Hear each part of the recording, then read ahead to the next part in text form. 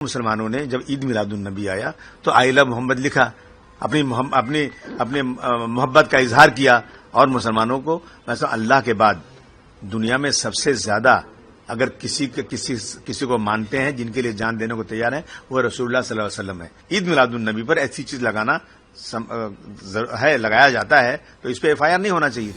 Abu Azmi, I love Mohammed म्हणणं चुकीचं नाही हे तुमचं म्हणणं 100% मान्य आहे।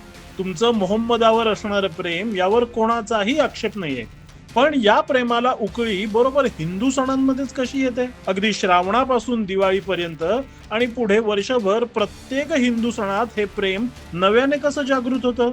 बरं, ही उकळी फक्त प्रेम व्यक्त करण्यापर्यंत थांबत नाही, तर हिंदू सणांमध्ये मंडळाच्या पंडालमध्ये आय लव्ह मोहम्मदचे पोस्टर लावले तेव्हा कुठली ईद होती? तेव्हा तर हिंदू सण साजरे होत होते। उत्तर प्रदेशात सणासुदीच्या काळात तुमच्या कॉमने दगडफेक केली, गुजरातमध्ये नवरात्रीत गरबा मंडप जाळला, एवढंच काय रांगोळीवरूनही गोंधळ घातला। श्रावण असो, गणपती असो, नवरात्र असो, असा एकही सण नाही ज्यात तुमची कॉम गोंधळ घालत नाही। तुमच्या प्रेमाचा दिखावा हिंदू सणांमध्ये करायची गरज काय आहे? भलत्या विषयाची पाठराखण करू नका।